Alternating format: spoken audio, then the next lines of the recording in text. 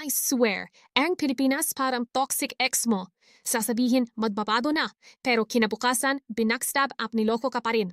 Huy, Fiona. Chill ka lang. Aga-aga high blood. Anom chika ba yan? Paano? Pinananak ka sa Pilipinas, pero yung gobyerno mo, bimenta ka na sa iba? Wala pang pambayad sa baha. Hindi to chika. Official report to. Lagapak na naman tayo sa Corruption Index.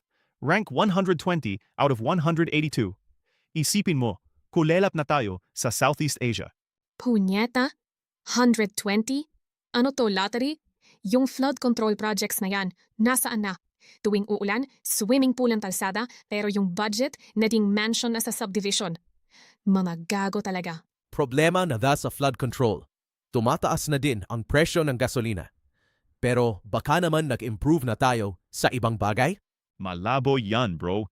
Kasi heto pa ang mas malala. May leak sa National Security Council. Ang impormasyon tungkol sa resupply missions natin sa West Philippine Sea, binenta ng sarili nating mga kababayan sa mga Chinese spy. What? Trinador tayo ng kapwa natin? Pinoy nag-spy para sa China? For the money? Napaka-cheap. My God, hindi lang tayo corrupt.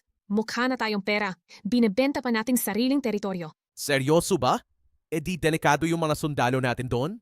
Kawawa naman sila. Nagtitiis sa dagat, tapos dito sa Manila, may mga nag-e-email ng secret data kapalit ng GCash?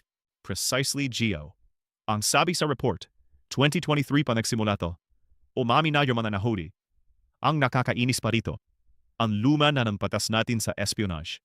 Alam nyo, i-lock up lahat yan. Isama lahat ng nasa DPWH. Isama lahat ng corrupt. I-deport sa gitna ng gagat nang makita nila yung China na gusto nila. Nakakagigin. Wala na bang matino sa bansang to? Grabe ka naman, Fiona. Baka naman yung integrity chain na ginagawa ng DPWH na yon mag-work? Sabi nila gagamit na raw ng blockchain para ma-track ang records. Blockchain? Sa dami ng magic na nangyayari sa budget, baka pati yung blockchain makorrupt nila. It's about accountability, hindi ng technology. Imagine, score natin 32 out of 100. Bagsak na bagsak. Sadly, walang accountability dito sa bansa natin.